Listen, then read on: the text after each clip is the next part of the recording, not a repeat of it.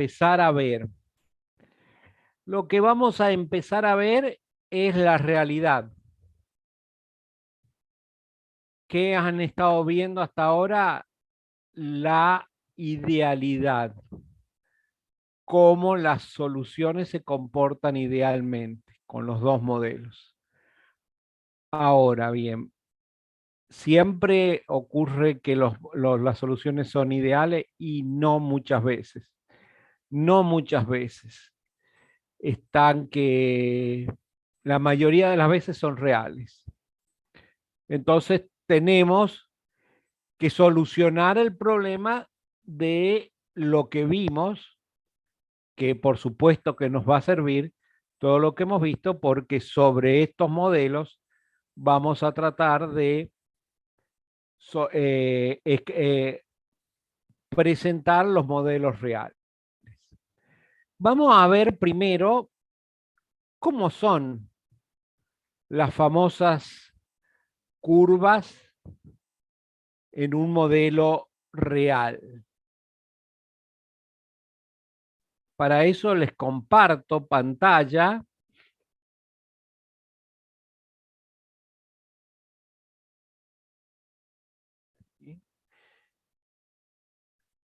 Y acá tienen ustedes la presentación.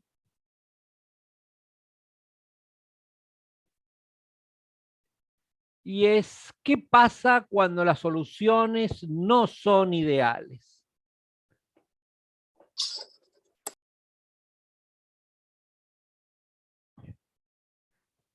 Ustedes sabían que existen dos modelos. El modelo de soluciones ideales, que lo describe la ley de Raoult, y soluciones diluidas ideales que describen la ley de Henry. Bueno, ahora, en condiciones de diluciones que no son, aunque no son electrolitos, porque partamos cuando hay electrolitos, las interacciones eléctricas hacen que se desvíe totalmente de la idealidad, por más que sean soluciones muy diluidas, siempre eso lo van a ver después en Físico-Química 3, las soluciones de electrolitos, pero aunque sean suficientemente diluidas, se dispersan los electrolitos de la idealidad. Cuando son no electrolitos podemos considerarlos ideales. Ahora, ¿qué pasa cuando las soluciones son ideales y no están suficientemente diluidas? Bueno, y son reales. Se van a apartar tanto de la ley de Raoult como de la ley de Henry. Veamos estas desviaciones. Primero, ¿qué tenemos acá? Un diagrama PX ideal, que es uno de los primeros diagramas que vimos. Recuerden, este es la presión parcial a través de la ley de Raoult del componente 1 y este la presión parcial del componente 2 a través de la ley de Raoult. Y esta es la suma de las dos presiones parciales, que es la presión total, que como sabemos se toma como norma graficado en función del más volátil, es decir, el que tiene mayor presión de vapor. Ahora fíjense cómo el diagrama cambia para una solución que no es ideal, que es real. Acá tenemos la acetona versus con el sulfuro de carbono. Y acá están las leyes de Raoult, la presión total ideal, la presión parcial del disulfuro de carbono y la presión parcial de la acetona. Y fíjense lo que es la realidad. Esto es la presión total y estas son las presiones parciales. En este caso, como la presión total está por encima de la presión ideal dada por Raoult, decimos que tiene desviaciones positivas. Lo mismo ocurre con las presiones parciales. Están por encima de las presiones parciales predichas por la ley de Raoult. Entonces decimos que existen desviaciones positivas a la ley de Raoult. ¿Cuándo ocurren desviaciones positivas? Cuando las interacciones soluto-solvente, solvente-soluto, es decir, cuando la de los compuestos distintos son menores que las interacciones solvente-solvente y soluto-soluto, o de los mismos componentes. Es decir, cuando la interacción acetona disulfuro de carbono son menores que las interacciones acetona-acetona y disulfuro de carbono, disulfuro de carbono. ¿Sí? Acá está, cuando las interacciones soluto-solvente son menor que solvente-solvente y soluto-soluto. En esos casos recuerdan que para el volumen de mezclado, es decir, el delta B y el delta H para soluciones ideales valían 0. Bueno, para soluciones reales que tienen desviaciones positivas, el delta H de mezclado es mayor a 0 y el delta B de mezclado es mayor a 0. Son reacciones endotérmicas. Perdón. Las interacciones son menores, por lo tanto, esto está mal. Si, corríjanlo en sus apuntes. Si las interacciones son menores, el volumen final va a ser menor que la suma de los volúmenes antes de la mezcla. Entonces, da menor a 0. Es decir, esto está mal, tendría que ser menor y menor. Y la reacción es endotérmica.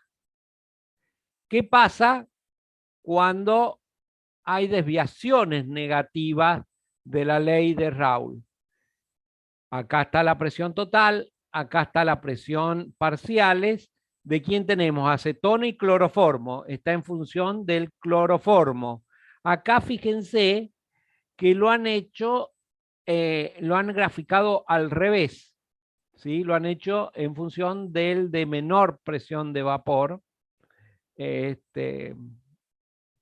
No sé por qué, pero bueno, está en este diagrama.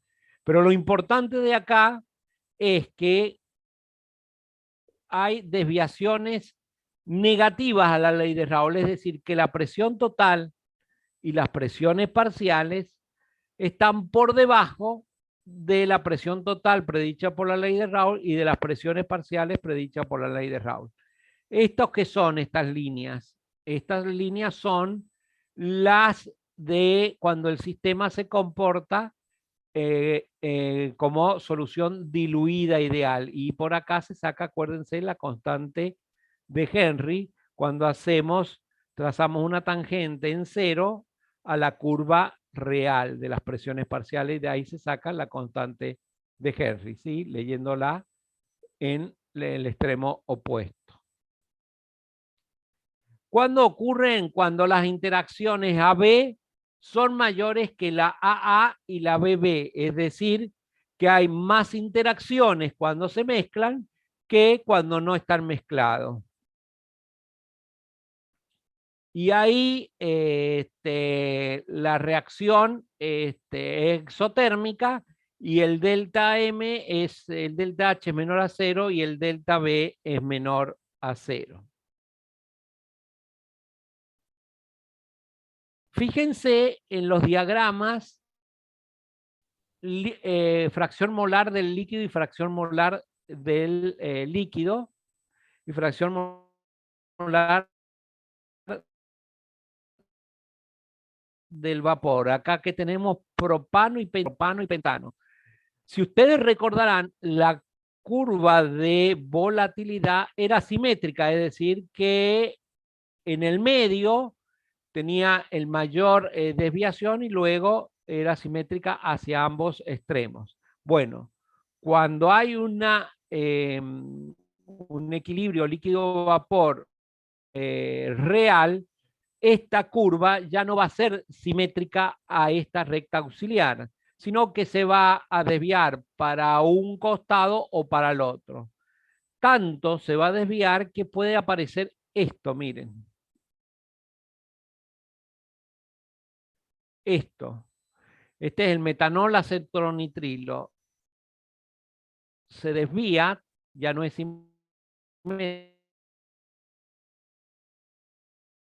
tanto, que algunas veces pasa. Cuando yo estoy acá, vemos que está en función del propano, que el propano en la fase vapor es más volátil, el propano es más volátil y entonces hay más en la fase vapor. Acá que estamos diciendo, esto está la fracción molar del metanol vapor y fracción molar del metanol líquido. Estoy diciendo que desde acá hasta acá, en la fase vapor hay más metanol porque es más volátil y desde acá hasta acá, al revés. La fase líquida es más rica en metanol. ¿Qué quiere decir? Que la fase vapor en este tramo desde acá hasta acá es rica en acetonitrilo, es decir, cambia la volatilidad. Este punto donde cambia la volatilidad, es decir, que pasa, en este caso, el más rico el metanol en la fase vapor, y acá es más rico el acetonitrilo, cuando cambia la volatilidad es porque se produce un cambio de volatilidad, valga la redundancia, pero aparece lo que se llama un azeótropo. ¿Qué es un azeótropo? Acá, ¿qué es un azeótropo? Aquel que tiene la misma composición de líquido que de vapor. Acá el metanol, tanto como líquido, tiene 0,7 y la parte de vapor tiene 0,7. Recuerden que las composiciones en la fase de vapor y líquida de cada uno de los compuestos no tienen por qué ser iguales, sino siempre son distintas. Bueno, este es el caso en que son iguales.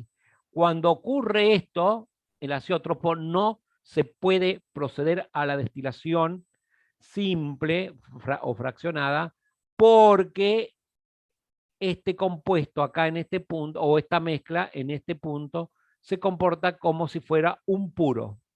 ¿Sí? Y a un puro no se lo puede separar, ¿sí? En dos componentes porque es un puro, es decir, agua cuando está como vapor no podemos separar unas moléculas de agua como con otras moléculas de agua. Entonces, acá se está comportando como si fuera un puro, por lo tanto, no puedo separar el metanol del acetonitrilo.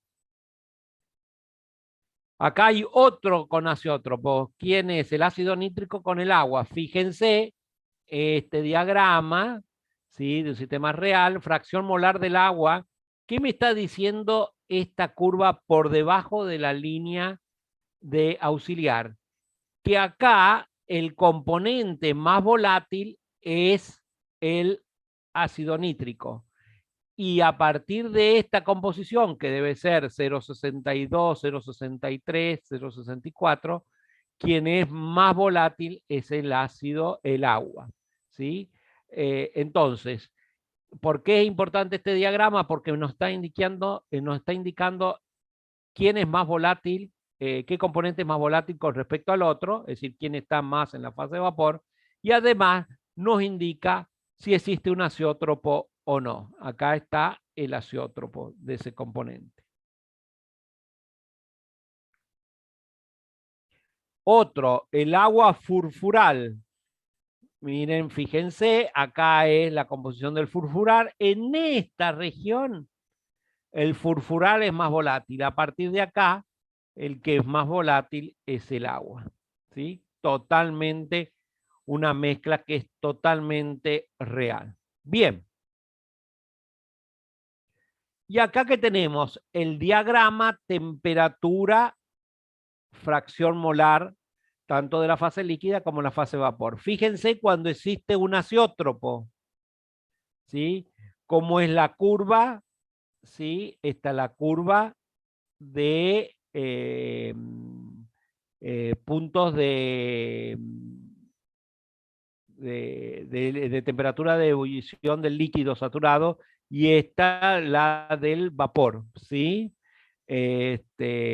Y fíjense que acá el componente A es más volátil, ¿sí? Para una determinada fracción molar, es más volátil la fase vapor que la fase líquida. Y acá se invierte, ¿sí? Acá es más, la fase vapor tiene menos del componente A que la fase líquida. Es decir, que el otro componente es más volátil. Esto se llama un azeótropo, pero al graficarlo en temperatura versus fracción, este se denomina azeótropo de temperatura de ebullición mínima. Cuando ocurre esto en el gráfico PXY, vamos a tener un azeótropo de presión máxima. Cuando tenemos de temperatura de ebullición mínima, en el PXY vamos a tener de presión máxima. Y nuevamente el otro caso del azeótropo, que este se llama azeótropo de temperatura de ebullición máxima, que le corresponde en el PXY como un azeótropo de presión mínima. Acá están los diagramas TXY, PXY, un diagrama de una mezcla que se comporta realmente, pero no tanta desviación, ¿sí? No tanta desviación. Acá que tenemos el de temperatura mínima de ebullición, el azeótropo, que vuelvo a repetir, le corresponde el de presión máxima de ebullición. Y acá el de temperatura máxima de ebullición, que le corresponde el de presión mínima. ¿Sí? Bien, son los casos que se pueden presentar. ¿Sí? El azeótropo no, acá lo han dibujado casi en la mitad. El azeótropo puede estar en cualquier sector desde la fracción 0,001 hasta la 0,0999, ¿sí? En cualquier parte de la fracción molar puede estar el azeótropo. El agua con el alcohol presenta un azeótropo del 96% de alcohol. Por eso, si ustedes van a comprar, lo máximo que pueden comprar es alcohol al 96%, porque después no se puede seguir destilando. Entonces, tiene una pureza de 96% o 0,96 de alcohol y 0,04 de agua. Bien. Ahora bien, sabíamos que la ecuación que representaba el equilibrio líquido-vapor de un sistema ideal era este. ¿Sí? El equilibrio líquido-vapor aplicando la ley de Raoult, que han hecho ustedes ejercicio. Ahora bien, para describir estos, ya sea un TXY, con esto, con un azeótropo, un PXY, ¿sí? Así, o con azeótropo, o un IX, realmente no lo podemos describir con esta ecuación. ¿Y qué vamos a hacer? ¿O qué hicieron los que estudiaron el equilibrio líquido-vapor real? Lo que hicieron es basarse en esta ecuación, utilizar esa ecuación y decir, bueno, vamos a ponerle algo acá que me esté indicando que el sistema en la fase vapor ya no es ideal, sino real. Y vamos a poner algo acá que me indique que la fase líquida ya no es real, ya no es ideal, sino real. Es decir, vamos a encontrar expresiones, ¿sí? O un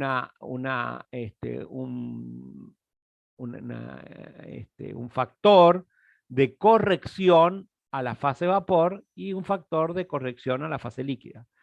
Por supuesto, el factor de corrección o la corrección a la fase vapor es más fácil que el factor de corrección a la fase líquida, ¿sí? Por el simple hecho de que es más fácil describir un gas real que un líquido real. Es decir, describir el apartamiento de un gas de la idealidad con un factor es más fácil que describir el apartamiento de la idealidad del líquido con respecto al líquido ideal. Bueno, entonces eso es lo que tienen que tener ustedes en mente. ¿Qué vamos a hacer a lo largo de ahora? Tratar de encontrar algo acá y tratar de encontrar algo acá. Bien. Previo a eso, tenemos que hacernos de herramientas matemáticas y eso es lo que vamos a ver ahora. Herramientas matemáticas para encontrar luego algún factor de corrección acá y acá. Vamos a ese tema, que se llaman magnitudes molares parciales. Bien, ustedes vieron generalmente en termodinámica y ahora lo han visto, que B, U, S, G, H y A, que no está ahí, generalmente la poníamos en función de dos variables, ¿sí? Para describirlo, ¿sí? Generalmente en función de la presión y de la temperatura. ¿Por qué?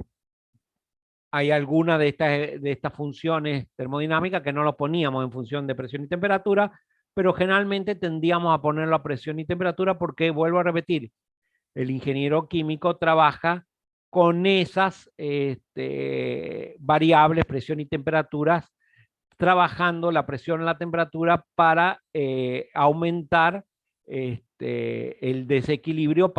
Acuérdense que un proceso va a ser espontáneo y va a evolucionar hacia el equilibrio cuando esté y va a haber más cantidad de producción de producto, valga la redundancia, cuanto al principio esté más alejado del equilibrio, es decir, la temperatura esté, cuando queremos traspasar calor del sistema al medio, del medio al sistema, contra mayor sea la diferencia de temperatura, mayor va a ser la transferencia de calor. Bien, lo mismo ocurre con las otras variables. Lo hicimos para sistemas cerrados y térmicamente aislados. Ahora vamos a hablar de sistemas donde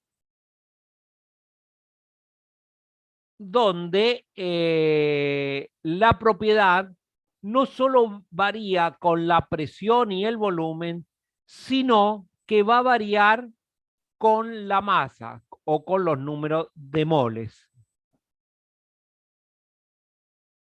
Entonces, ¿nosotros qué tenemos? Vamos a tener sistemas en los que hay varios componentes y, como puede ser las soluciones líquidas o gaseosas, y vamos a ver cómo puede ser un equilibrio donde hay una zona de vapor y una zona de líquido, sistema heterogéneo donde están distintas fases, o solución en equilibrio con algún soluto sin disolver. ¿Sí? Esas son sistemas abiertos que, aparte de influir la presión y la temperatura, influye el agregado o el sacado de cierta masa de uno o de varios de los componentes que tenemos en estudio. ¿Sí? Supongamos entonces cualquier variable extensiva, volumen, entalpía, entropía, energía libre de Gibbs, energía interna, que son función de la temperatura del volumen y del número de moles de cada uno de los componentes. Es decir, que esta función termodinámica ahora va a variar, si no está en el equilibrio, por variaciones de la temperatura, de la presión o del número de moles de cada uno de los componentes, ¿sí? Que está acá en la ecuación, ¿sí? Entonces, la variación del número de moles de cada uno, total, perdón, la variación de cualquier propiedad total es igual a cómo varía esa propiedad total con respecto a la temperatura, manteniendo la presión y el número de moles de todos los componentes constantes. ¿Cómo varía esa propiedad con la presión, manteniendo la temperatura y el número de moles constante? ¿Y cómo varía esa propiedad con el número de moles de cada uno de los componentes? Por eso la sumatoria para todos los componentes, teniendo constante, si varía con uno de los componentes, se mantiene constante la temperatura, la presión y el número de moles de todos los demás componentes constantes menos N sub I. ¿Sí?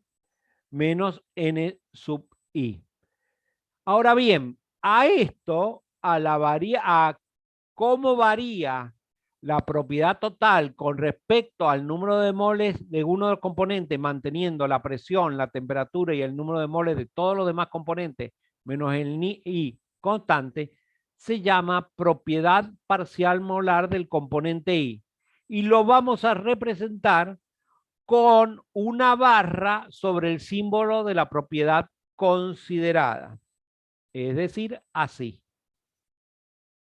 ¿Esto qué me indica? Esta es la propiedad molar parcial del componente I, o la propiedad parcial molar, es lo mismo, del componente I con rayita, y tiene esta definición. ¿Cómo varía el número de moles?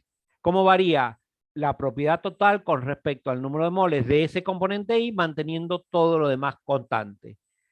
Algo interesante, que la propiedad total se obtiene de la siguiente, bueno, la variación de la propiedad total entonces va a ser, reemplazamos esto por esto y nos queda esto. Es decir, que la propiedad total ahora es,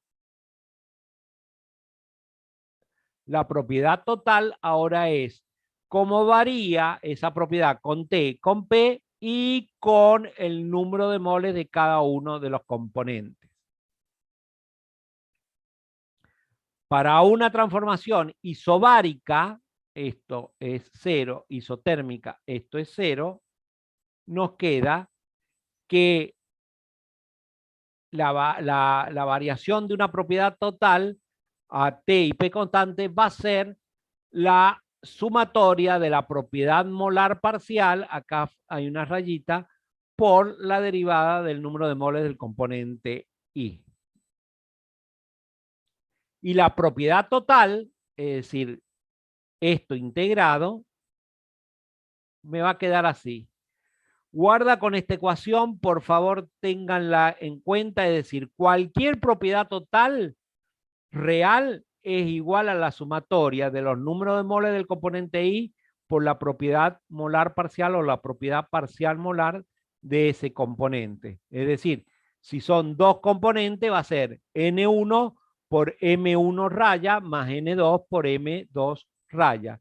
Fíjense que esto tiene unidades de la propiedad sobre mol, la propiedad, por eso es molar, multiplicada por el número de moles, me va a quedar que todo esto es la propiedad total molar multiplicada por el número de moles totales. Y otra forma de expresarla es función de esto, ¿sí? Acá que este N lo paso acá y se transforma en fracción molar. Entonces, las dos expresiones son equivalentes, nada más que esta es en función del número de moles y esta es en función de la fracción molar. ¿Sí?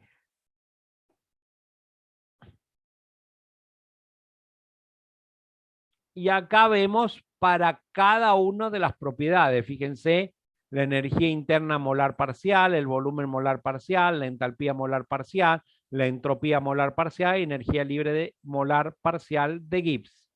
Fíjense en esta expresión, que nosotros ya la conocemos con otra denominación. Y fíjense acá cómo se define la propiedad, la energía interna molar parcial, la del volumen parcial, etcétera. Y cómo es la propiedad total en función de las propiedades molares parciales. Estos son siempre para soluciones reales, no para soluciones ideales, para soluciones reales. Nos vamos a centrar en esta que está acá y en esta que está acá. ¿Sí? Entonces, el volumen total es igual a la sumatoria de los X sub I por los volúmenes molares parciales de cada componente, y la energía libre de Gibbs total es igual a la sumatoria de las fracciones molares por la energía libre de Gibbs molar parcial. ¿Sí? Bien. Vamos a suponer o vamos a hablar del volumen, que es lo que para que se hagan una idea. El volumen es lo más fácil de visualizarlo mentalmente. ¿Sí? Y les cuento algo, un tipo de cuentito para que entiendan. Dice, un estudiante de química trabajó el verano pasado en una fábrica de whisky. Vamos a hacer que el whisky sea totalmente etanol. Un día hubo una avería en la planta, pero el whisky, el etanol, debía ser suministrado. Ante la presión del cliente, su jefe, un hombre con pocos escrúpulos, le pidió que mezclara alcohol puro con agua en cierta proporción de fracción molar X1. ¿Sí? Entonces, y le añadieron un poco de colorante. ¿Qué le dijo el hombre? No tenemos whisky. Entonces, agrega un poco alcohol con agua en cierta proporción y un poquito de colorante. Es decir, teníamos tres componentes.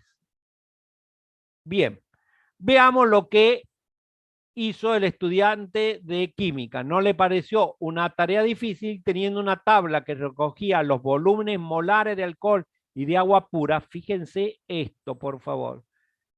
¿Qué es esto? El volumen del componente 1 puro y este es el volumen del componente 2 puro. Y además conocía el volumen de la botella, es decir, que el volumen de la botella es el número, los números moles del componente 1, ya sea alcohol o agua, por el volumen de molar del alcohol o el agua puro. Si este es el alcohol, este es el agua.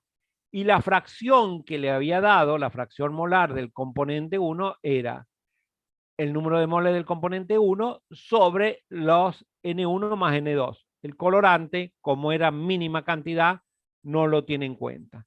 ¿Qué tengo? Dos ecuaciones con dos incógnitas. Puedo sacar la cantidad de moles de agua y de alcohol o de alcohol y agua que le debo agregar a la botella. Un éxito más, dijo el estudiante de la termodinámica. Al día siguiente su jefe estaba furioso. El cliente se había quejado, el whisky de sabor estaba perfecto, pero las botellas no estaban llenas. Es decir, no tenían el litro de whisky que le corresponde a la botella. ¿Por qué? Vamos a ver. Supongamos que preparamos una disolución mezclando N1, N2, NR a T constante. Cada sustancia pura tiene su volumen molar a T y P, que es el volumen del componente 1, el volumen del componente 2, ¿sí? El volumen del componente del colorante, si ustedes quieren. Pero puros, ¿sí? Yo tengo el volumen molar del alcohol, el volumen molar del agua, puros, puro, y del colorante, ¿sí?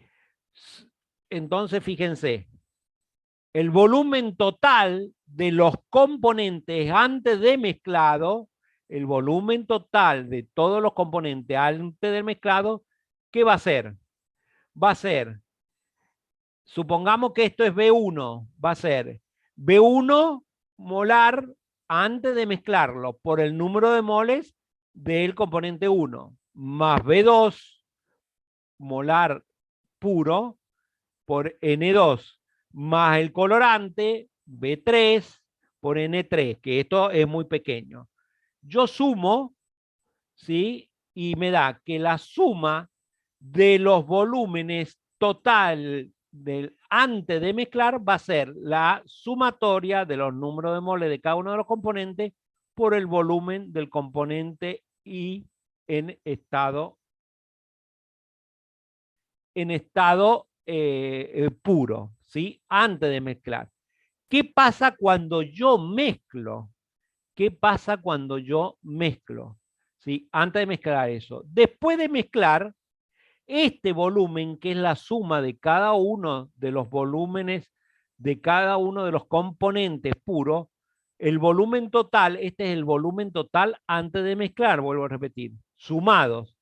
Pero el volumen total después de mezclar no va a ser igual a esta suma. Puede llegar a ser igual a esta suma. O va a ser menor o va a ser mayor.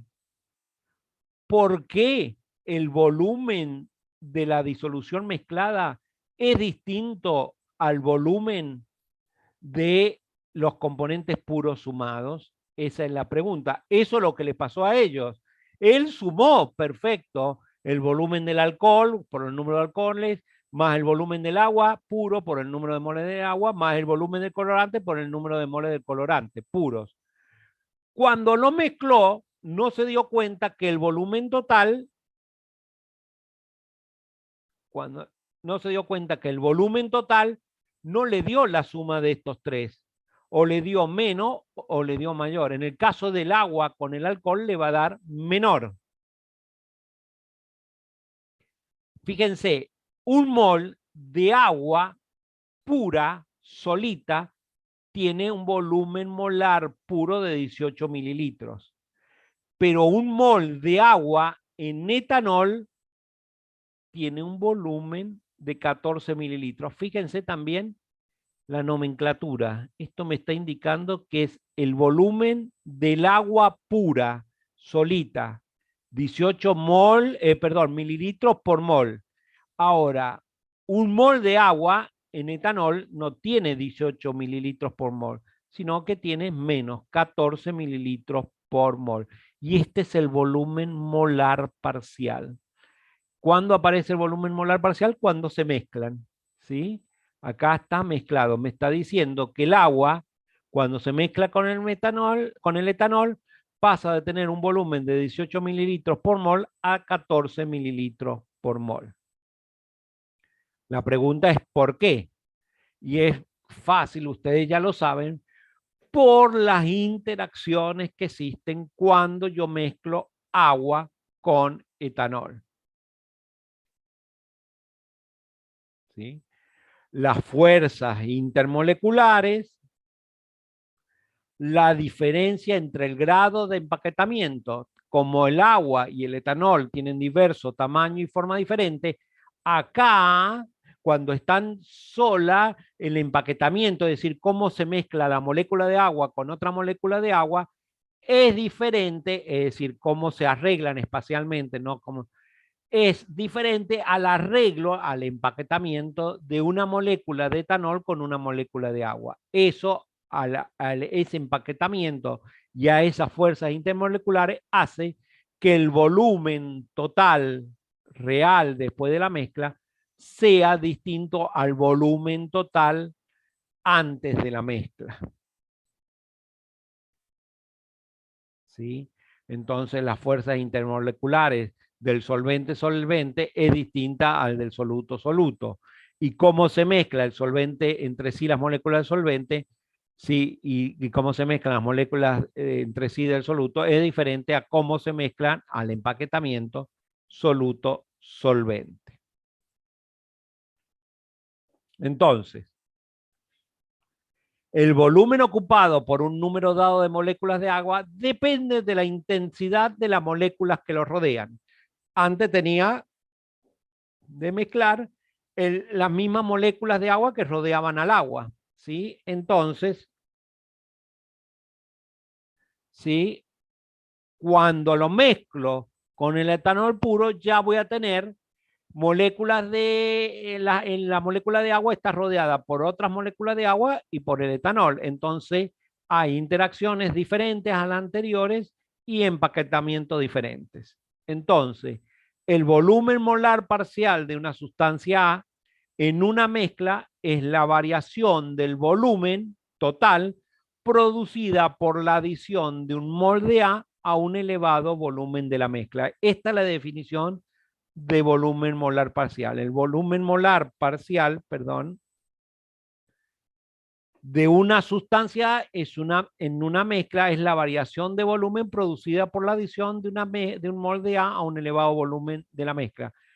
Queremos definir la entalpía. La entalpía molar parcial de una sustancia A en una mezcla es la variación de entalpía producida por la adición de un mol de A a una elevada entalpía o cantidad entálpica de mezcla.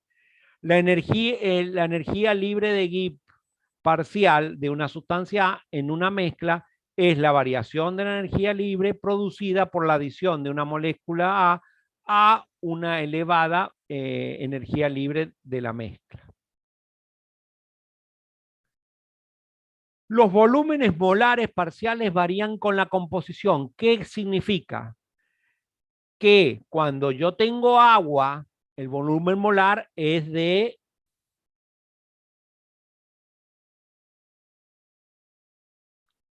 18 mol por litro. Cuando la mezclo con el etanol, baja a 14.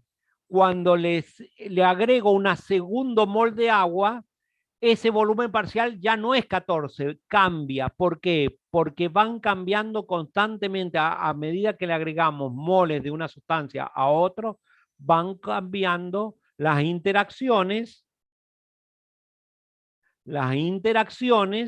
¿sí? Moleculares y por consiguiente van modificándose las fuerzas intermoleculares y los empaquetamientos. Es decir, que el volumen molar parcial va variando con la composición de la mezcla, no así el volumen de los puros, que siempre es el mismo. ¿Sí? Entonces, el volumen del puro es mayor a cero, pero el volumen molar parcial del agua puede ser mayor a cero, igual a cero o menor a cero. ¿Cuándo es menor a cero? Por ejemplo, fíjense acá, en disoluciones muy diluidas del sulfato de magnesio, que tiene un volumen molar parcial de menos 1,4 centímetros cúbicos por mol. ¿Sí? Cuando hay interacciones repulsivas, es decir, cuando se repelen las moléculas del componente A con respecto al de B, el delta de B de mezclado es mayor a cero. Cuando hay interacciones atractivas, es decir, cuando se atraen la molécula de A con la de B, el delta de B de mezclado es menor a cero. ¿Sí? Bueno, ahí está la definición de cantidades molares parciales. Y acá está con el volumen. Lo que vimos recién con cualquier propiedad, acá está con el volumen. ¿Cómo varía el volumen total con la temperatura, con la presión y con el número de moles para, ¿sí? Para un componente binario, ¿sí? Para moléculas de A y moléculas de B, ¿sí? Entonces, B es función de la temperatura, la presión y el número de moles del componente A y B. Y entonces acá, ¿cómo varía B? Sí, acá está el volumen molar parcial, la definición, cómo varía el volumen total con respecto al número de moles del componente 1 o A, ¿sí? A T y P constante y el número de moles de B. ¿Sí? Si T, entonces sustituimos esto en esta expresión y nos queda esto que está de acá. ¿Sí? Ahora, a temperatura y presión constante, la variación del número de la variación del volumen total está en función de la propiedad molar parcial, del volumen molar parcial del componente A y del componente B. ¿Sí? Esta es muy importante para cuando tenemos cómo varía la propiedad total con respecto a únicamente el número de moles, porque T y P son constantes. Bien, ¿Cómo es el volumen total ya integrado? Fíjense cómo queda. Y compárenlo con la ecuación que teníamos para la propiedad total, pero que era una solución ideal. Fíjense.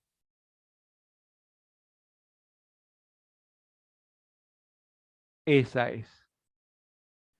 El volumen total para una solución ideal está en función del número de moles, pero fíjense que en vez de estar en función de la propiedad molar parcial, están en función del volumen del componente A puro. Recuerden que puede estar en los libros como cerito o asterisco, ¿sí? Pero siempre los parciales están con una rayita arriba. Entonces, si le piden el volumen total de una solución real, de esta manera, y si le piden que si se comporta como ideal, de esta otra manera. Acá que vemos, fíjense algo muy interesante. Acá tenemos el volumen parcial del agua en función de la fracción molar del etanol, y acá tenemos el volumen parcial del etanol en función de la fracción molar. Fíjense lo que decíamos del agua. Acá el etanol es cero, la fracción molar, por lo tanto acá el agua es pura y acá el etanol es puro.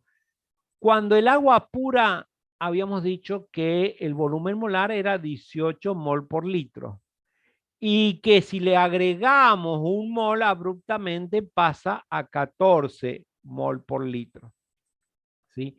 Fíjense cómo el volumen molar del agua aumenta y luego disminuye, y la del etanol disminuye, pasa por un mínimo y luego aumenta. Es decir, y ahora lo vamos a ver, que hay una relación entre, para un compuesto binario, entre el volumen parcial de uno de los componentes, el agua, con respecto al del otro componente. Es decir, uno, el volumen parcial del etanol disminuye, el otro tiene que aumentar. Fíjense que no lo hace en la misma medida, ¿sí? Y ni el mismo valor, pero si uno aumenta, el otro disminuye. Si uno tiene un mínimo, el otro tiene un máximo.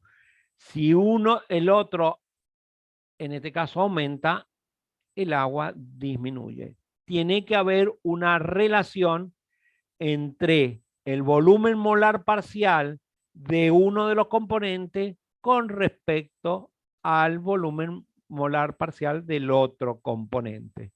¿Y eso quién me lo va a dar? Me lo va a dar la ecuación muy importante, muy importante, muy importante de Gibbs-Duhem.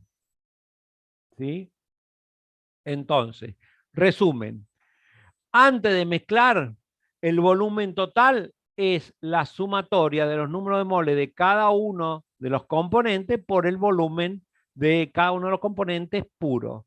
Después de mezclar, va a ser la sumatoria del número de moles de esos componentes, pero por el volumen molar parcial. Y este volumen molar parcial va a ir variando de acuerdo a la cantidad de moles que le estemos echando de los otros componentes. Guarda con eso. Acá siempre fijo. Acá va a ir variando. Para cada composición de la mezcla tenemos un volumen molar parcial distinto. ¿Sí? Los volúmenes molares son siempre positivos. Los volúmenes molares totales son siempre positivos. Los volúmenes molares parciales pueden ser negativos o positivos. Si son negativos, que implica una contracción de volumen, porque la sal, por ejemplo en esta, tienden a hidratarse. Bien, y acá está el resumen. Esta es la propiedad total en función de las propiedades molares parciales para una solución real. La misma propiedad total, ¿sí? Pero para una solución ideal. Fíjense que le ponen ideal, ¿sí? Y fíjense que estas son propiedades parciales y estas son propiedades del componente puro. Bien. Lo que les decía de la ecuación de Gibbs-Duhem. La ecuación de Gibbs-Duhem es una importante relación entre los cambios de la presión, temperatura y la propiedad molar parcial, estableciendo esta que se debe satisfacer para todos los cambios en la presión, la temperatura y en la propiedad parcial causada por los cambios de estado de la fase. Acá tenemos, fijemos una propiedad total que varía únicamente con la propiedad molar parcial y con la fracción molar, ¿sí? Entonces tenemos esto. ¿Recuerdan la doble sumatoria? ¿Sí? Si nosotros a la propiedad total la podemos poner de esta manera, cualquier propiedad total, recuerden, y o mejor dicho, a la variación de la propiedad total la podemos poner de esta manera o también la podemos poner de esta manera. Entonces, comparando, se van estas dos y me queda que, algo muy importante, que la variación de cualquier propiedad con la presión manteniendo T y N constante más la variación de esa propiedad con respecto a T manteniendo P y Tn constante, menos la sumatoria de la fracción molar por la variación de la propiedad molar parcial, ¿sí? Es igual a cero. Esto es muy importante, ¿sí? Y eso se llama ecuación de Gibbs-Duhem. Si estamos trabajando, ¿qué me está indicando? Que estas variaciones de presión y temperatura y de la propiedad molar parcial no son independientes. Si varía una, la otra la tiene que hacer de forma que contrarreste esta variación de presión. ¿Sí? Si esta aumenta, esto y esto tienen que variar de tal manera de contrarrestar este aumento. Bien, si T y P es constante, si T y P es constante, me queda esta.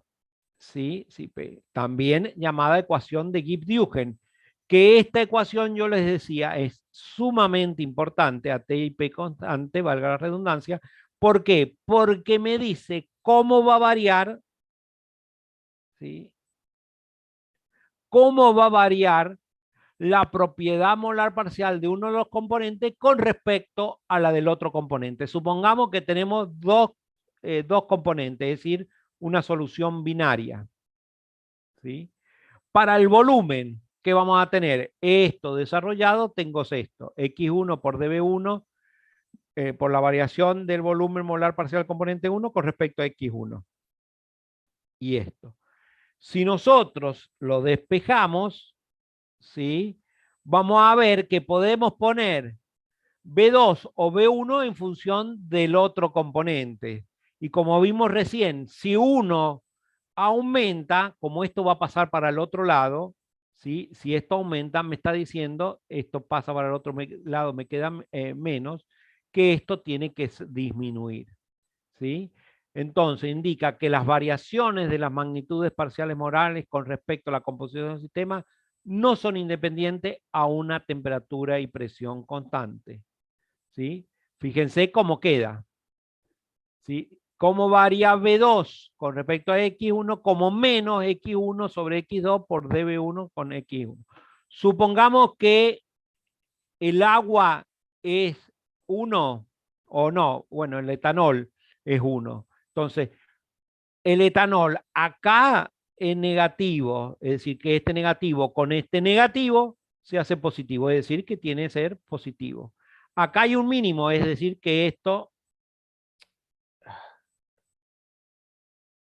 acá hay un mínimo, significa que esto es cero, por lo tanto, acá es cero. Acá empieza a aumentar, ¿sí?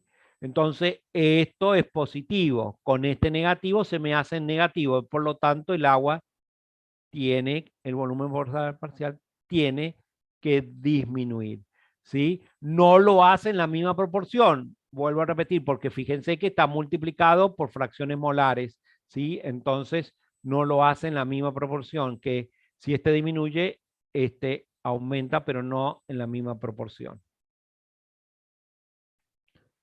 ¿Qué métodos hay para determinar las magnitudes molares parciales? Existen varios métodos.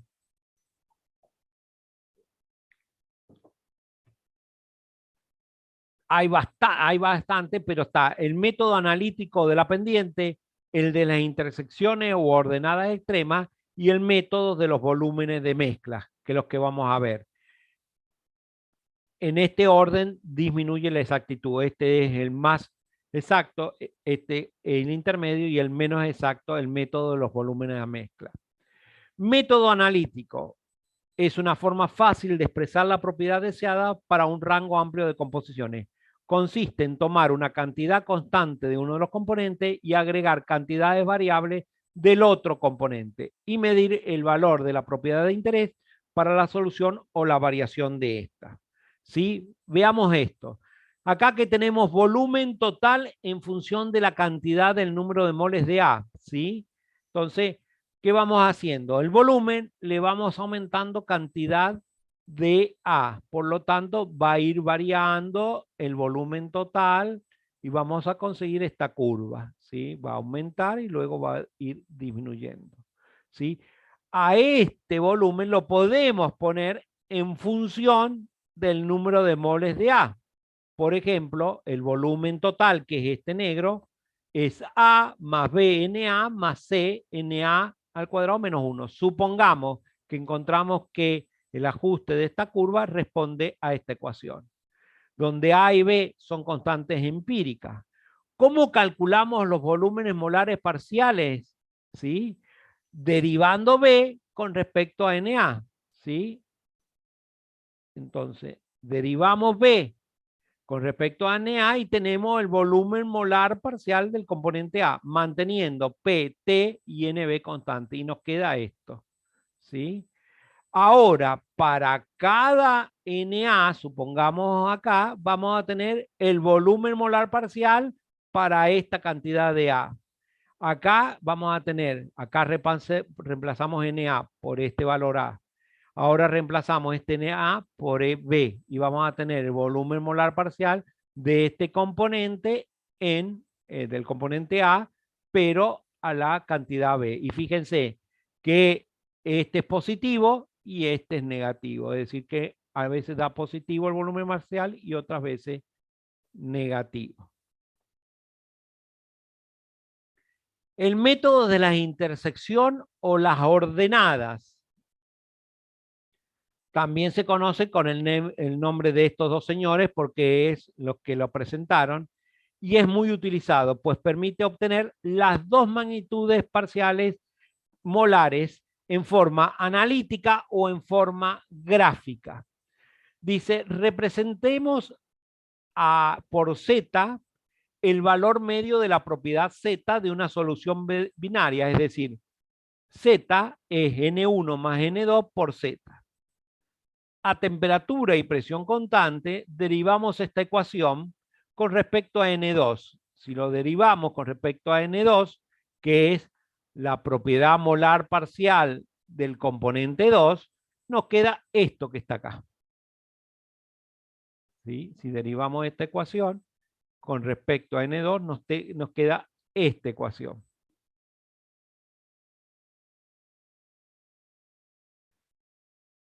Tenemos cómo se define la fracción molar, y al diferenciar esta ecuación a temperatura y presión se tiene esto. ¿Sí? Ahora, teníamos la ecuación de recién y ahora tenemos esta ecuación. ¿Sí?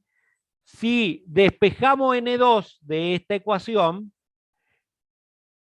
¿sí? Y reemplazamos acá, vamos a obtener esta expresión.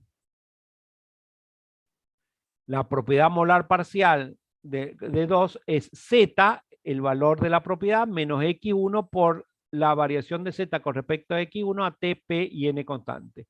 Recordemos esta ecuación. Ahora vamos a la gráfica.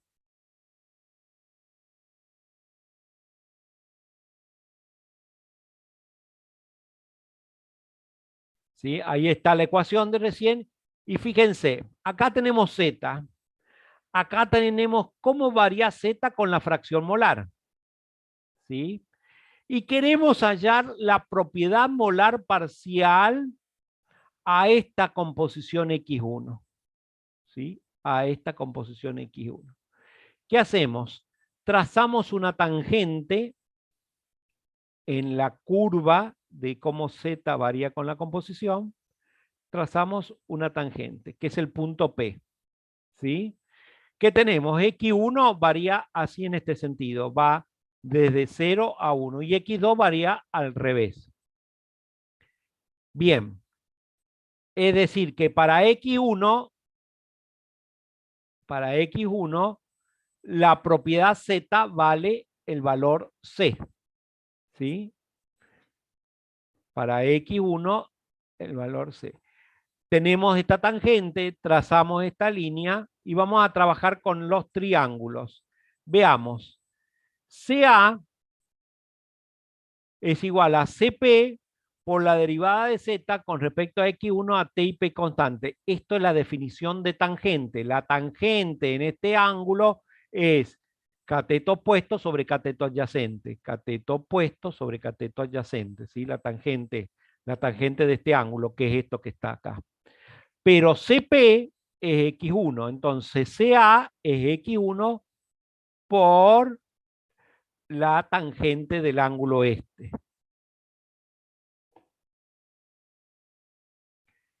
FC el valor de la propiedad Z en el punto P.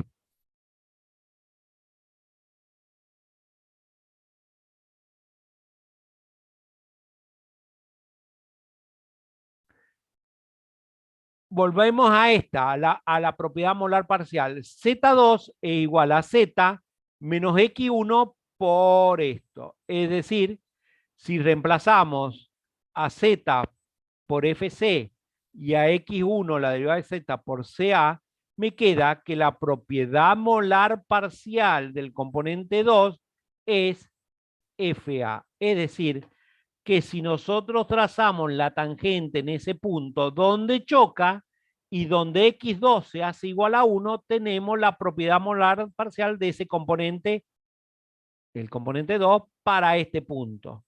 De la misma manera, podemos decir que la propiedad molar parcial del componente 1 en este punto es este valor, GB. Es decir, que para cada uno de los puntos de composiciones distintas de esta curva, yo puedo leer las propiedades parciales molares de cada uno de los componentes en esta línea para el componente 2 y en esta otra línea para el componente 1. Es decir, va a ir variando esa tangente, se va a ir variando, ¿sí? Va a ir variando, va a ir variando, va a ir variando, ¿sí? A lo largo de toda esta curva. ¿Y acá qué vamos a tener? Si la hacemos acá, vamos a tener la propiedad. Si la trazamos acá, fíjense que si la trazamos acá, voy a ver si la puedo trazar. Pluma. Si la trazamos acá, ¿sí? Y la sigo, va a caer por acá. ¿Sí? Bien. Le pongamos A, B, C, D, no hay D. Pongámosle D. Y pongámosle E.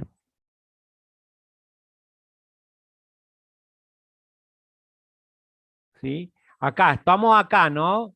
Yo sigo esta recta y corta acá, ¿sí? La hago punteada para no equivocarme. Hace así, hace así, hace así, hace así, así. Estoy en este punto, cuando x2 es igual a 1 y x1 vale 0. Bueno, ¿qué voy a tener? FD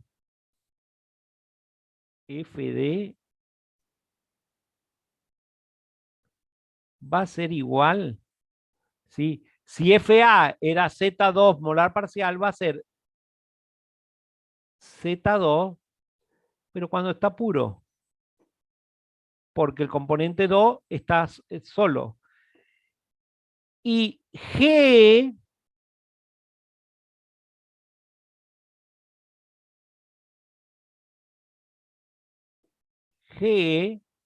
va a ser la propiedad molar parcial de Z1, pero a dilución infinita. Es decir, fíjense qué podemos hacer con este gráfico. Podemos sacar todos los valores. Es decir, cuando uno de los componentes es puro, me va a sacar con la lectura de este gráfico el valor de esa propiedad, ya sea volumen, entalpía, energía libre, lo que sea, puro. Pero al mismo tiempo, si yo traslado esta recta acá, ¿qué me está diciendo? Que como 2 es puro, X1 tiende a dilución infinita. Y por lo tanto, es la propiedad del componente 1 a dilución infinita que se lee acá, ¿sí? Donde X1 vale 1. Esto que está acá lo podemos transformar en esta manera, ¿sí? Es decir, que si nosotros, que ya les van a dar los ejercicios en los problemas, si nosotros tenemos una propiedad total, esta la propiedad total era la línea esa que teníamos en continuo, era esta línea, esta es la Z, ¿sí? Podemos sacar la propiedad molar parcial del componente 1 y la del componente 2 con estas ecuaciones, que son las ecuaciones que vimos recién. Es decir, que a ustedes posiblemente le den la propiedad total y la van a tener que derivar, guarda con quién la deriva, fíjense, con respecto a X1, siempre la derivan con respecto a X1, ¿sí? Entonces, ¿cómo se saca la propiedad molar parcial? La propiedad total más X2 por la derivada de la propiedad total con respecto a X1.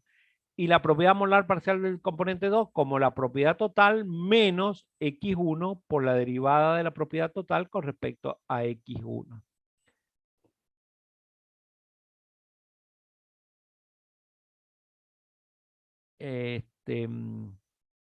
Existe esta en función también de la molaridad que tienen un ejercicio, tanto en la teoría como en la práctica, para que ustedes lo vean.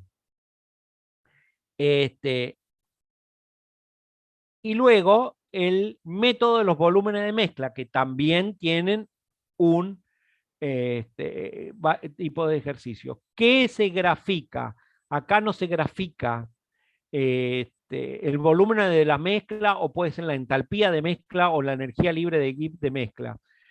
Que no se grafica la propiedad, sino el delta B, acá está B, el delta B de la mezcla molar versus X. Pero para eso debo conocer la propiedad pura, en este caso el volumen de los puros. ¿Por qué? Acá está, esto es cero, esta es el origen, cero para todas las fracciones molares. Acá que tenemos, el delta E de mezclado puede ser positivo, es decir, por arriba de cero, o negativo. ¿Sí? Yo puedo sacar para un punto, trazo la tangente para un punto, ya no voy a sacar el volumen de molar parcial del componente, acá es XB para allá, del componente A acá. No voy a sacar el volumen molar parcial del componente A, sino que voy a sacar el delta B de mezclado molar parcial. ¿Qué es esto? ¿Qué es esto? Entonces, acá saco el delta B de mezclado molar parcial de A. ¿Qué es esto? Como tengo que conocer esto, puedo sacar esto. Lo mismo ocurre para B. ¿Sí? Acá está B puro, entonces este es el delta. Y si fuera negativo, este es. Si fuera negativo, este es el delta B de mezclado para A, pero para eso para sacar el volumen molar parcial, tengo que conocer BA puro. Y lo mismo para B. ¿Sí? Bien. Para ir terminando, lo que vamos a ver es el volumen, en vez del volumen molar parcial, la energía libre de Gibbs molar parcial. ¿Por qué? Porque la energía libre de Gibbs molar parcial es lo que nosotros conocemos como potencial químico, que ya lo hemos visto y lo hemos definido anteriormente. Es decir, que el potencial químico es una propiedad molar parcial de la energía libre de Gibbs. Entonces, eso es muy importante. ¿Por qué? Porque en los equilibrios líquido-vapor sabemos que el potencial químico es variable. ¿Hasta cuándo? ¿Sí? Cuando hay un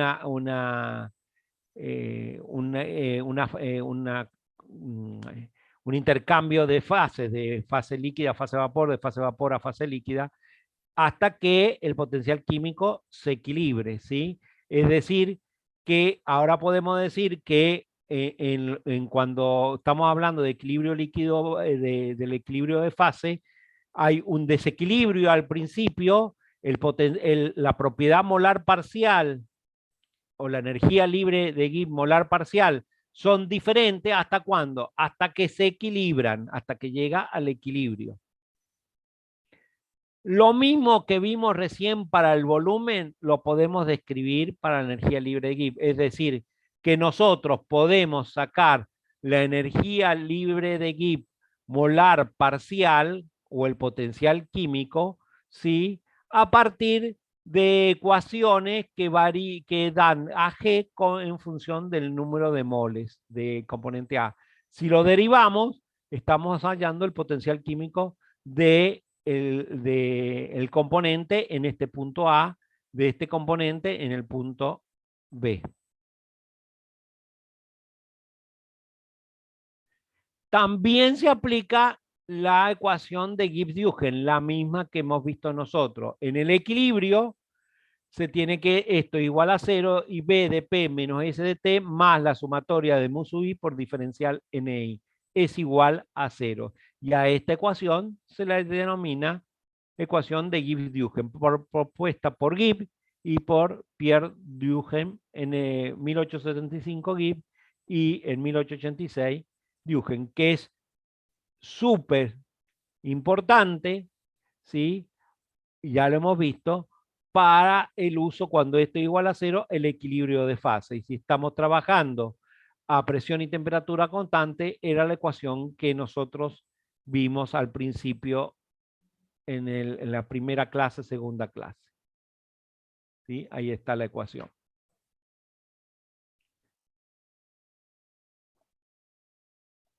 Entonces, ¿qué sabemos ahora del potencial químico?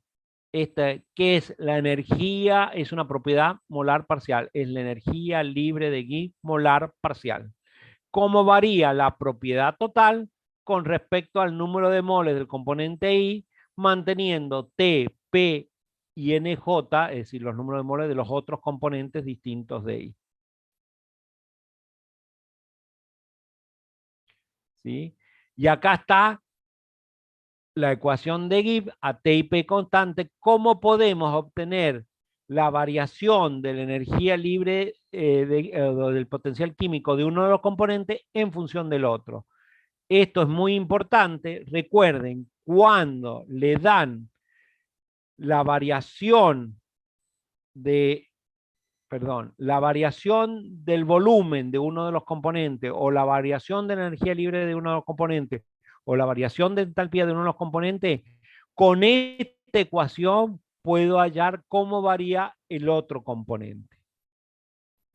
Recuerden que si uno aumenta, el otro disminuye. Si uno disminuye, el otro aumenta. También vimos, cuando vimos soluciones ideales, el mezclado ideal. Ahora vamos a ver el mezclado real, aunque ya han visto algo del volumen. ¿Sí? El mezclado real o cambio de mezcla se define el delta de mezclado como de una propiedad como la propiedad real menos la propiedad ideal. Es decir, como delta M, la propiedad real se escribe de esta manera, recuérdenlo, como la sumatoria de los NI por la propiedad molar parcial, y la del ideal, lo mismo, pero en vez de propiedad molar parcial, era del componente puro. ¿Sí? Entonces, cualquier propiedad se escribe de esta manera, cualquiera, ya sea energía interna, entalpía, volumen, entropía, energía libre de Gibbs. En función del número de moles y acá está en función de las fracciones molares. ¿Sí? Entonces acá tenemos el delta B de mezclado, ¿sí? El delta H de mezclado, el delta S de mezclado y el delta G de mezclado. Recuerden que el delta B de mezclado y el delta H de mezclado en soluciones ideales era igual a cero. ¿Por qué? Porque el volumen total era lo mismo que la suma de los volúmenes puros. La entalpía total era lo mismo que la suma de las entalpías de los puros. Pero el delta S de mezclado y el delta G de mezclado no eran iguales a cero. Uno aumentaba siempre y el otro disminuía siempre. Vayan a rever lo que vimos en la segunda clase. ¿Sí? Acá está. ¿Sí? Acá está. El delta B de... Acá ¿qué hay? Energía en función de la fracción molar. Energía molar en función de la fracción molar. El delta S o T por delta S siempre es positivo. Y el delta G molar siempre es negativo. El delta H, el delta U y el delta B para soluciones ideales, ¿sí? Eran iguales a cero. Ahora, estos van a ser distintos a cero. Y hay un problema, un ejercicio, donde dan las fracciones molares, ¿sí? del etanol con el agua. ¿Sí? El volumen total real y el volumen total ideal. Fíjense que el total real es distinto al total ideal. Y hacemos la variación del volumen, el real menos ideal. Fíjense que en todos los casos es negativo, es decir, que el real es siempre menor al ideal. ¿Sí? ¿Por qué? Porque el metanol con el agua son atractivos, se atraen, fuerzas atractivas, y por lo tanto se contrae el volumen real con respecto al ideal. Y acá, ¿quiénes están? Los volúmenes molares parciales del componente 1 y 2. ¿Cómo lo han sacado? A través de graficar esto en función de X y hacer lo que vimos recién por el método de las tangentes. Acá está, miren, fíjense, estos puntos, los puntos son el volumen real y la línea son los volúmenes ideales, es decir, los puntos son estos y la línea son estos puntos. Y los volúmenes ideales, parciales, son haber hecho el método de las tangentes para cada uno de estos puntos. Para cada uno de estos puntos sacan el volumen molar parcial del componente 1 y el volumen molar parcial del componente 2. Y acá están los volúmenes molares a dilución infinita para el componente 1 y para el componente 2. ¿Sí? Entonces, de un gráfico de volumen versus volumen real versus volumen ideal, podemos sacar todas estas cuestiones, los volúmenes molares parciales y el delta B podemos sacar también. ¿Sí? El delta B es con esta ecuación.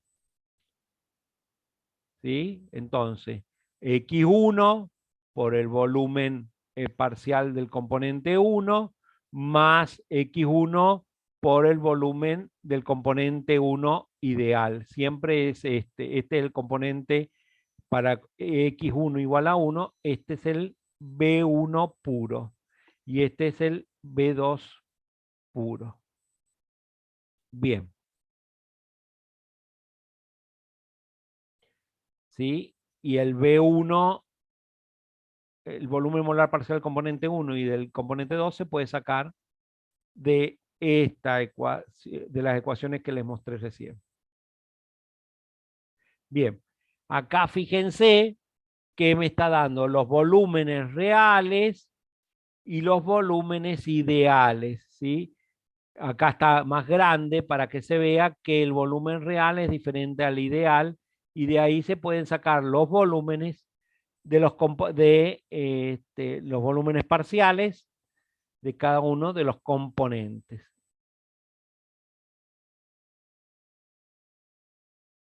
Y acá está el delta B. Fíjense lo que les decía, que va a dar siempre negativo y de esta manera.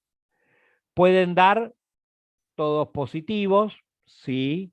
Pueden dar negativos y positivos.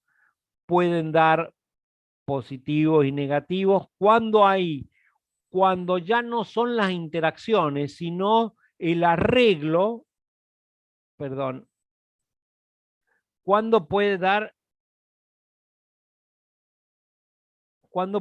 una cosa así? Así.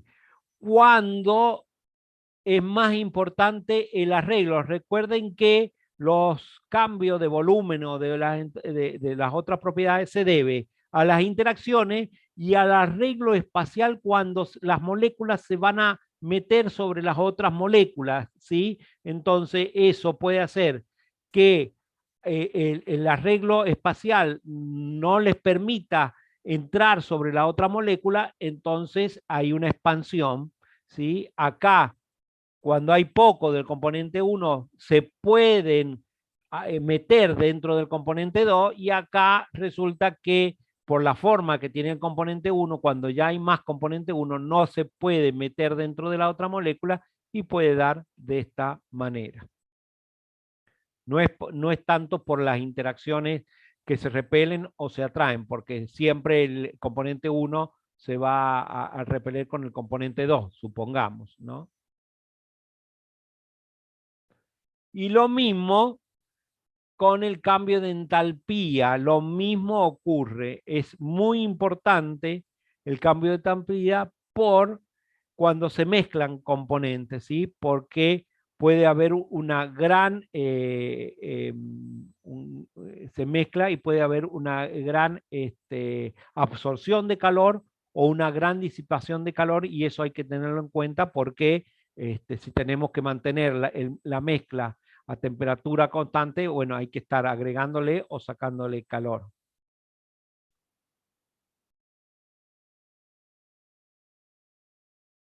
Bien.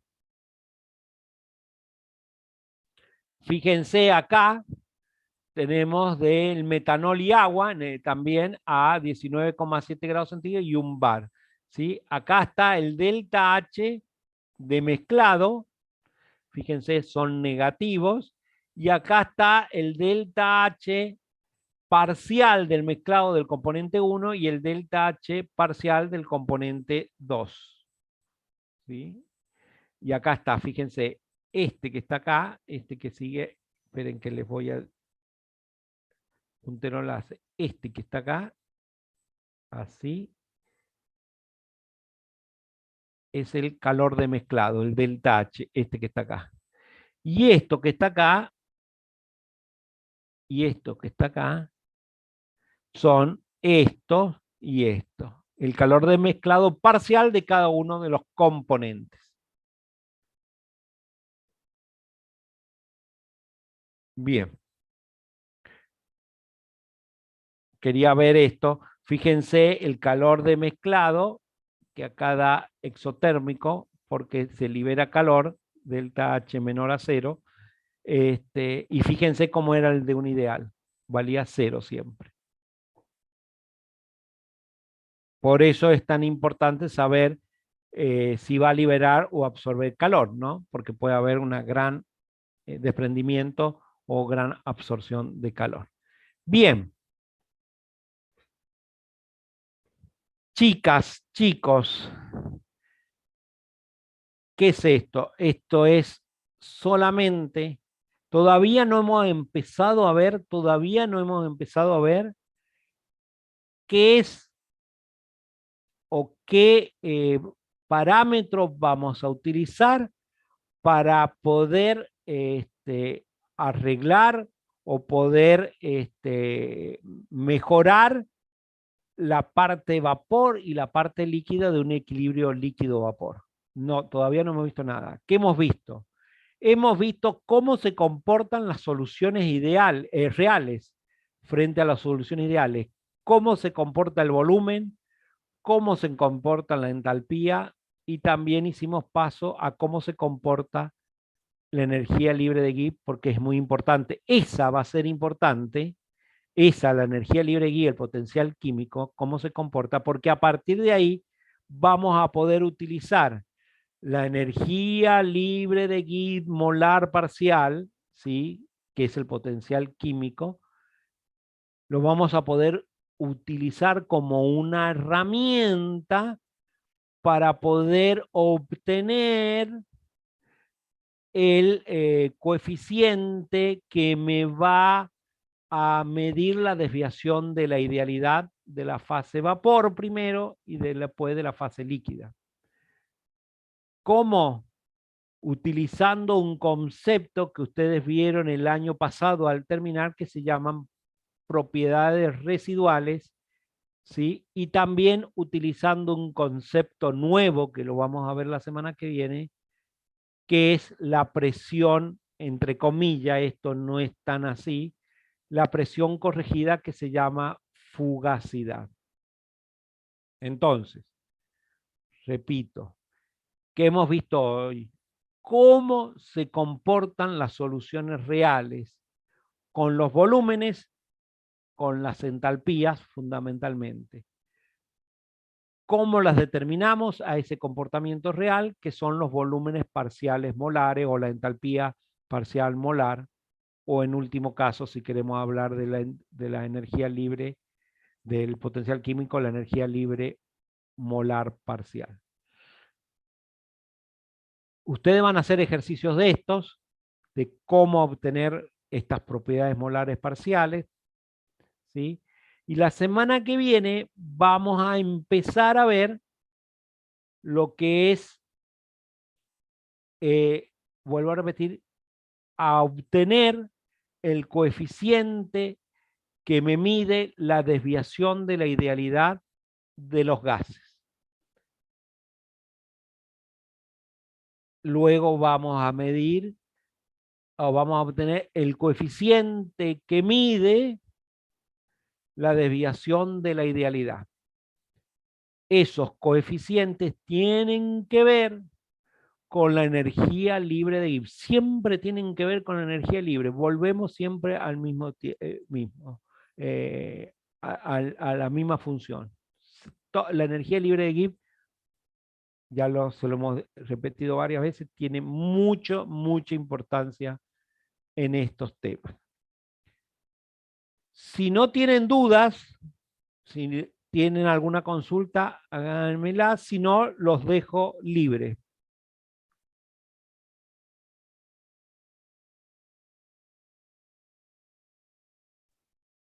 Nos vemos, profe. Buen fin de... Bueno, igualmente, buen fin de semana, y para aquellos que festejan la Pascua, buenas, felices Pascuas, ¿sí? Hasta luego. Chao, profe, hasta luego. Felices Pascuas. Gracias.